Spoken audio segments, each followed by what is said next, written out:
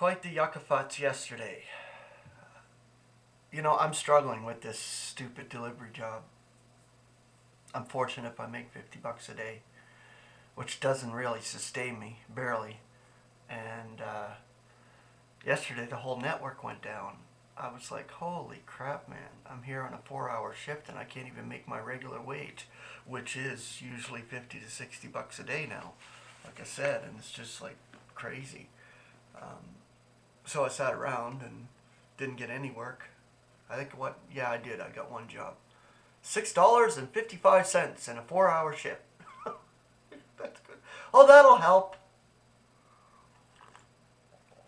Not that I'm complaining. Maybe relatively speaking, I am complaining.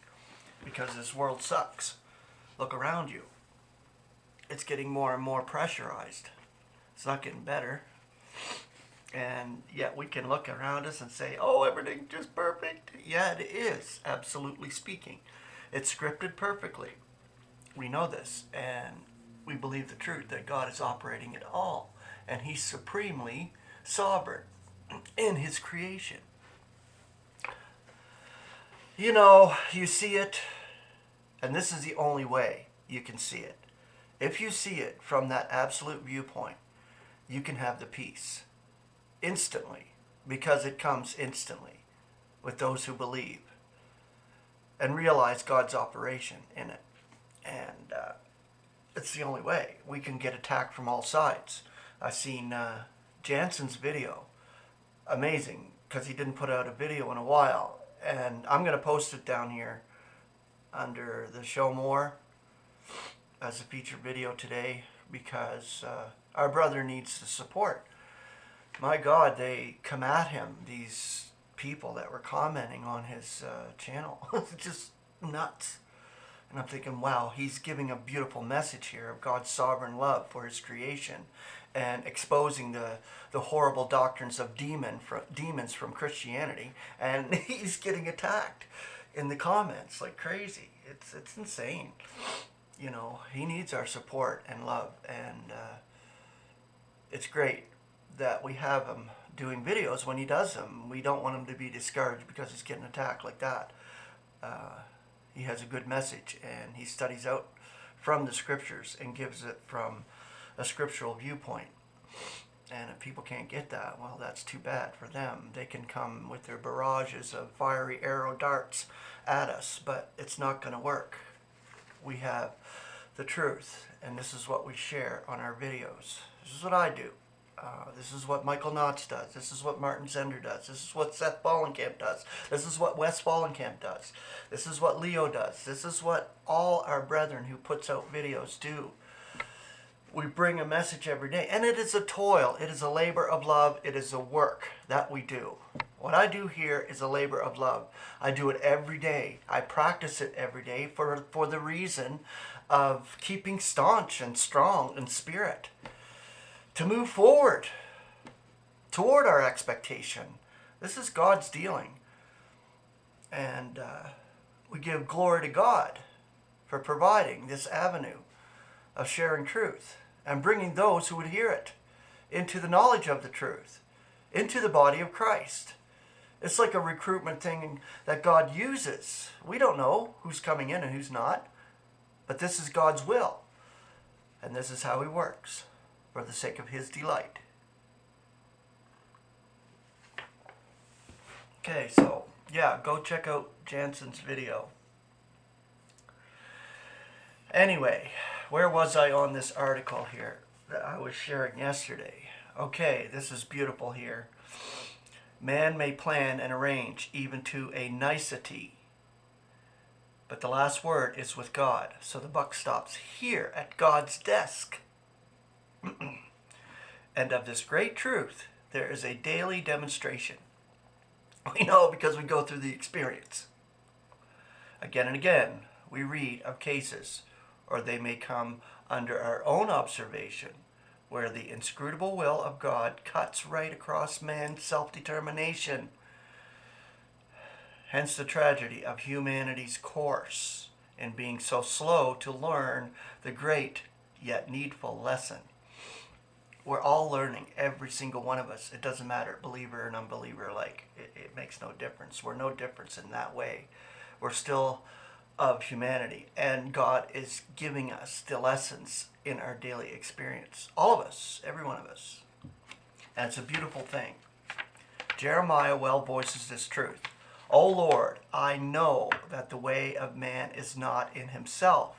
It is not in man that walketh to direct his steps.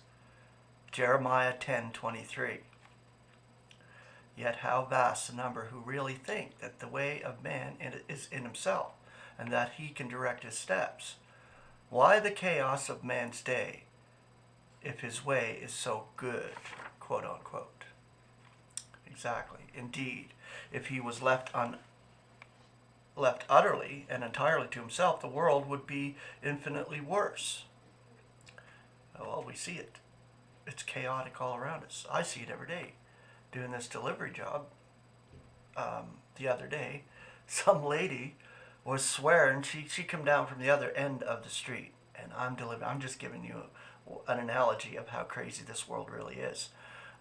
I'd done my delivery. I brought my skip the dishes bag back out to my car, and she pulls up right beside me, and she's acting really, really weird and strange, and she's telling me to fuck off. I could see she had her window rolled up, and she was saying, fuck off, fuck off, fuck off, stop following me. I wasn't following her. She come from the other direction, and she had her phone out. She was taking a picture of me or the car or something, and I said, okay, whatever, and I got in my car because it was kind of scary a bit, and she just this old lady, and I thought, well, okay, well, why is she freaking out? So I get out and I go, and she stops. Like, she was heading out and I was going. I thought she was going and leaving, but she stopped and she rolled down her window. So I rolled down my window and she goes, fuck off, stop following me, I'll call the cops. I said, I'm not following you, I'm just delivering my food. She goes, fuck off, fuck off. Like, she's freaking out. And then I drive away and I go down the street, and she's following me. She's literally tailgating and following me, and she's giving me the finger in the window and everything, and I'm going like, man, this lady is nuts. So I kept on driving, and she just did it all the way around the corner, like give me the finger, and I could see her mouth, fuck off, like, wow, this lady was, I don't know, I say evil, wicked demons were obsessing her, and she was taken over by them. And you can see it in people. They're controlled. They're influenced by this wicked realm, even more so now. Now, closer we get to the end of this wicked eon, we're going to see a lot of activity in the sense of the spiritual realm, obsessing human beings and really taking them over almost. And it's just like horrible. It's horrible to see. You know, I literally said a prayer for that lady, like a quick prayer. I was like, oh, geez, you know, I just pray she'll be all right, because, like, man, I could tell that it wasn't her that was acting like that. It couldn't have been, because she looked like an old lady, like a normal old lady. Like, this is not right. Yeah, so there's my story of that. That's an experience that I went through the other day. Okay, where was I here? Okay. But thanks be to God. He does look in upon our tragic state, and so orders and adjusts and circumvents, that we have cause to praise him for those compassions which fail not. The more we think of God as supreme in his own creation and in his will as being paramount, the less shall we think of man's misordered arrangements. God is above all these, and yet in these, for the pursuance of his purpose.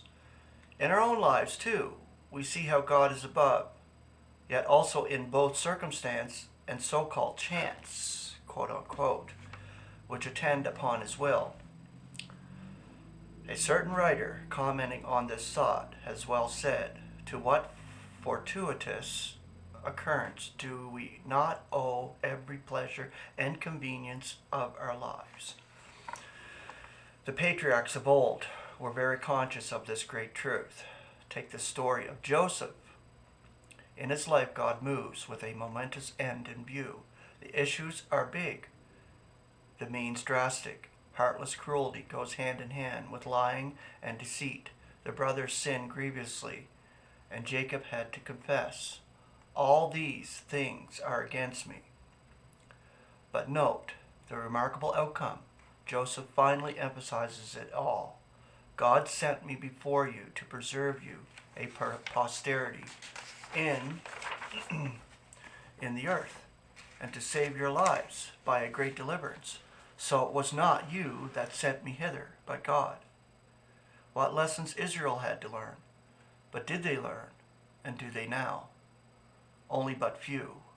And is it not so even with ourselves of the nations? May we realize more and more how much we are flung upon God, upon His wisdom, His power, and perfect understanding. In God's wonderful words to Israel through the prophet Isaiah, there is an arrestive statement of divine supremacy. For my thoughts are not your thoughts, neither are your ways my ways. For as the heavens are higher than the earth, so are my ways higher than yours, and my thoughts than your thoughts. For as the rain cometh down, and the snow from heaven, and returneth not hither, but watereth the earth, and maketh it bring forth and bud, that it may give seed to the sower, and bread to the eater, so shall my word be that goeth forth out of my mouth. It shall not return unto me void, but it shall accomplish that which I please, and it shall prosper whereto I sent it. Okay, we'll continue tomorrow. Grace and peace.